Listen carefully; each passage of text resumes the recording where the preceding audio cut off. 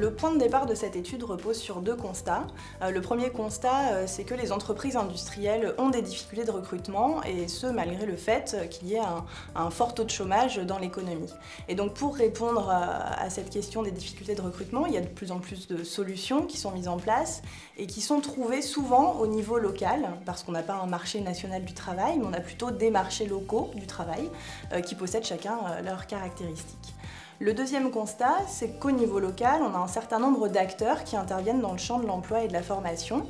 Des acteurs publics d'abord, dont l'action est connue, tels que les services déconcentrés de l'État, tels que les collectivités locales ou encore le service public de l'emploi. Mais on a aussi un autre type d'acteurs, c'est l'acteur privé, par exemple l'entreprise, les entreprises et leurs représentants. Et il est important de se focaliser sur l'action de ces entreprises parce que ces actions sont méconnues finalement du grand public.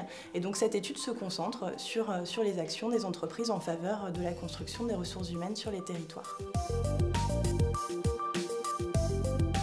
Alors la méthode a consisté à faire appel à un chercheur, Olivier Mériot, qui a produit une analyse des relations qu'entretiennent les entreprises industrielles et les territoires sur cette question des compétences, de l'emploi et de la formation. Et nous avons ensuite fait réagir des chercheurs et des praticiens à l'analyse proposée par l'auteur. Et nous avons aussi complété en interrogeant des chefs d'entreprise, des branches professionnelles sur leurs actions en matière de construction des compétences sur les territoires. Alors une entreprise qui jardine son territoire, c'est une entreprise qui va s'ouvrir à son territoire parce que par exemple elle a des difficultés de recrutement, qui va chercher à monter des actions en partenariat avec les acteurs qui se trouvent dans son écosystème, donc tels que les acteurs qui sont en charge de l'emploi et de la formation, les collectivités locales, le système éducatif, enfin ces acteurs publics. C'est aussi une entreprise qui va inscrire son action dans le long terme, qui ne va pas être forcément dans la réaction à chaud à un problème, et voilà, qui va s'inscrire dans une démarche continue et dans un rapport négocié avec ses partenaires et avec son territoire.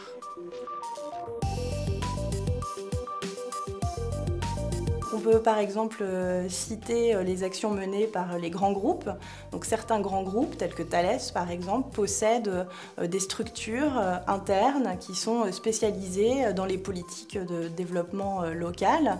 Donc par exemple, certains sites Thales ont mené des actions sur le devenir des alternants. Et puis on a aussi des PME qui font des choses, soit individuellement, soit collectivement. Donc on a l'exemple d'une PME qui s'appelle Multiplast, qui est localisée à Vannes et qui construit des navires de compétition et qui vient de monter son centre de formation au métier d'opérateur composite. Et puis il y a certaines PME qui se regroupent au sein d'associations d'employeurs.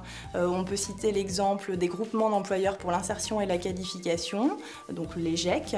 Et donc l'action d'un GEC consiste à recruter des personnes éloignées de l'emploi et à les former aux métiers industriels qui sont en tension.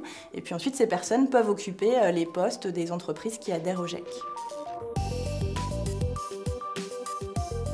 Alors il y a plusieurs intérêts à ces démarches. D'abord, bien sûr, investir en compétences, c'est pouvoir accompagner l'entreprise dans son développement. Un autre intérêt, c'est de pouvoir alimenter son tissu de partenaires, de sous-traitants en compétences. Ça peut être aussi de se redéployer en cas de choc économique. Et puis il y a aussi un autre avantage qui est celui de bien connaître son environnement local et notamment les acteurs qui sont dans cet environnement, tels que les acteurs publics, et donc de pouvoir avoir une connaissance fine des mesures, des dispositifs qui existent pour pouvoir résoudre ces difficultés de recrutement.